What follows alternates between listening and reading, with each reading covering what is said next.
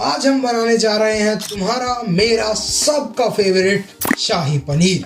Normally लोग शाही पनीर घर पे इसलिए नहीं बनाते क्योंकि उन्हें शाही पनीर बनाने में थोड़ी सी दिक्कत होती है उसके इंग्रेडिएंट्स और प्रोसेस को लेके। आज मैं तुम्हें हर एक इंग्रेडिएंट बताऊंगा जो शाही पनीर को बनाने के लिए चाहिए होता है और उसका प्रोसेस भी जो कि बहुत ही आसान है। मैं यहाँ पे शाही पनीर करीबन 5 से 7 लोगों के लिए बना रहा हूँ, तो इसलिए मैं इंग्रेडिएंट्स थोड़े से ज्यादा ले रहा हूँ। अगर तुम कम लोगों के लिए बना रहे हो तो उस हिसाब से एडजस्ट कर लेना। शाही पनीर बनाने के लिए हमें चाहिए 6 प्याज, 10 छोटे या 5 से 7 मीडियम टमाटर, 4 हरी मिर्च, करीबन 1.5 इंच अदरक, 10 लहसुन, 1 कप मलाई या क्रीम, 15 से 20 काजू, 10 साबुत काली मिर्च, 10 लौंग, 3 इलायची, 2 जावित्री के फूल, 1 दालचीनी की डंडी, 4 सूखी लाल मिर्च, 3 तेज पत्ते, 1 बड़ी इलायची और हमारा मेन इंग्रेडिएंट आधा किलो पनीर। तो सबसे पहले तुम्हें लेने हैं तुम्हारे काजू और उन्हें हल्के गुनगुने पानी में भिगो के रख देना है। उसके बाद लो हरी मिर्च, उनके ऊपर का हिस्सा काट के दो उन्हें एक रफ चॉप कर दो, उनके करीबन 3 से 4 टुकड़े। फिर लहसुन को तुम्हें बस छीलना है, उन्हें काटना नहीं है।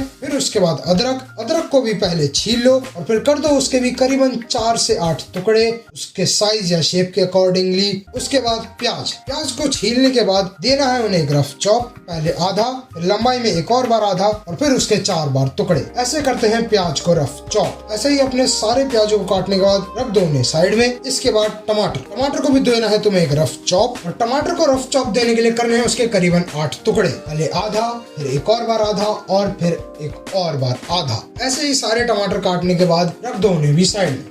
अब अपने किचन का स्टोव करो ऑन, रखो उसे हाई पर, चढ़ाओ उस पर एक कढ़ाई और डालो उसमें करीबन 2.5 से 3 चमचे तेल और तेल को होने दो गरम। 1 से 2 मिनट बाद जब तेल गरम हो जाए डाल दो उसमें वो सारे खड़े मसाले जो मैंने तुम्हें बताए थे और स्विच कर दो मीडियम फ्लेम पर और उन्हें करीबन 1 से 2 मिनट के लिए अच्छे से भून लो। 1 से 2 मिनट बाद जब तुम्हारे खड़े मसाले इस तरीके से अच्छे से भुन जाए डाल दो उसमें प्याज और खड़े मसालों को 1 से 2 मिनट तक अच्छे से मिक्स करने के बाद प्याज को पकने के लिए छोड़ दो, मगर बीच बीच में उसे हिलाते रहना ताकि प्याज हर जगह से अच्छे से पक जाए। करीबन 2.5 से 3 मिनट बाद प्याज अभी अच्छे तरीके से पके हैं नहीं, मगर उससे पहले हमें डाल देने हैं इसमें लहसुन, अदरक और हरी मिर्च। इन सबको अच्छे से मिला दो और इन्हें करीबन 4 मिनट या फिर तब तक के लिए छोड़ दो जब तक प्याज पूरी तरीके से पक जाए। और एक और चीज, अगर तुम्हारे तेज पत्ते ज्यादा बड़े हैं जैसे कि मेरे थे और तुम्हें भी मिक्स करने में थोड़ी दिक्कत आ रही है तो उन तेज पत्तों को 2 से 3 टुकड़ों में तोड़ देना। ये मुझे पहले ही कर लेना चाहिए था मगर मैंने नहीं करा, वो मेरी गलती थी, मगर तुम ऐसी गलती मत करना। प्याज को पकते हुए 4 मिनट हो चुके हैं और तुम्हें जैसा कि दिख रहा होगा प्याज का रंग काफी चेंज हो चुका है और वो बहुत ही हल्के पिंक हो चुके हैं। और अब तुम्हें इसमें डाल देने हैं टमाटर, प्याज और सारी चीजों को अच्छे से करो मिक्स और अब टमाटरों को भी पकने के लिए ऐसे ही छोड़ दो, मगर इन्हें भी बीच बीच में हिलाते रहना। अब अगर तुम चाहो तो सब्जियों और खड़े मसालों को ऐसे पकाने के बजाय सब्जियों को पानी में एक साथ उबाल लो और खड़े मसालों को अलग से तवे या पैन पे भून के उन्हें ग्राइंड करके उनका मसाला बना लो। मैं खड़े मसालों को और सब्जियों को ऐसे इसलिए पका रहा हूँ ताकि वो हल्के से भुन जाए और उनमें एक अच्छा सा फ्लेवर आए। और अब 5 मिनट बाद जैसा कि तुम्हें दिख रहा होगा टमाटर अच्छे से पक चुके हैं और वो खुद हल्की हल्की सी प्यूरी बनना शुरू हो चुके हैं। और अब कर दो गैस को बंद और अपने इस मिक्सचर को ठंडा होने के लिए 5 से 10 मिनट के लिए ऐसे ही छोड़ दो।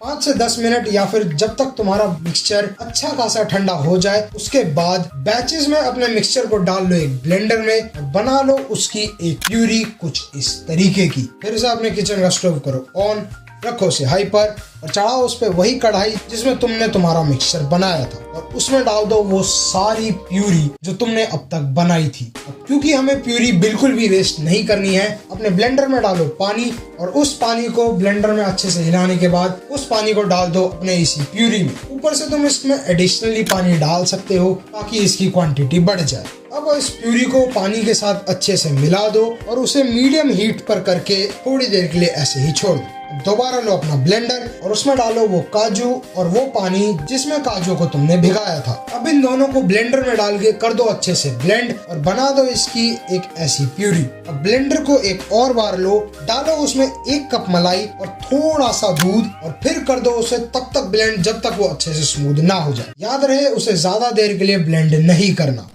फिर से आओ अपनी प्यूरी पर। प्यूरी करीबन 8 से 10 मिनट तक के लिए पक रही है और तुम्हें दिख भी रहा होगा वो काफी हद तक रिड्यूस हो चुकी है। पहले प्यूरी में डालो काजू का मिक्सचर, उसे करो मिक्स और फिर उसके बाद डाल दो उसमें मलाई और उसे भी कर दो प्यूरी के साथ अच्छे से मिक्स। अब काजू और मलाई को अच्छे से मिक्स करने के बाद डालने हैं हमें इसमें मसाले। स्वाद अनुसार नमक, 2 चम्मच लाल मिर्च पाउडर, आधी चम्मच हल्दी, 3 चम्मच धनिया पाउडर, 2 चम्मच शाही पनीर मसाला, आधी चम्मच गरम मसाला और 1 चम्मच हींग। मसाले और प्यूरी को अच्छे से कर दो मिक्स।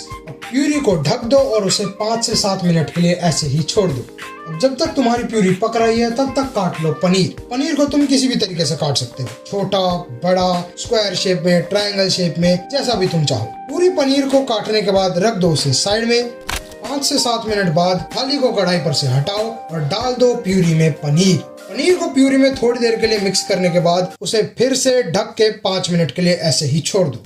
5 मिनट बाद थाली को हटाओ और अब इसमें डाल दो 3 से 4 चम्मच कसूरी मेथी। स्विच कर दो लो फ्लेम पर। कसूरी मेथी को सब्जी में अच्छे से मिला लो और मिलाने के बाद कर दो गैस को बंद। और अब तुम्हारी शाही पनीर बनके हो चुकी है तैयार। अब मुझे पता है इस सब्जी को बनाने में काफी टाइम लग गया है और मे बी अभी भी कुछ ऐसे पार्ट होंगे जहाँ पे तुम कंफ्यूज हो रहे होगे, but trust me it would be okay. वो अपनी सब्जी को एक बड़े से बोल में सर्व करने के बाद तुम इस शाही पनीर को किसी भी चीज से खा सकते हो, चावल, पूरी, रोटी, पराठे, anything. Please enjoy your meal. अगर तुम्हें वीडियो पसंद आई हो तो इस वीडियो को लाइक जरूर करना। अपने दोस्त और परिवार वालों के साथ इस रेसिपी को शेयर जरूर करना। अगर तुम्हें अभी भी इस सब्जी के प्रोसेस को या फिर इंग्रेडिएंट्स के एडजस्टमेंट में कोई भी दिक्कत आ रही है, उसके बारे में तुम मुझसे कमेंट सेक्शन में पूछ सकते हो। और ऐसी ही टेस्टी रेसिपीज के लिए सब्सक्राइब टू माई चैनल। मिलूंगा तुमसे अगले वीडियो में, तब तक के लिए बाय बाय।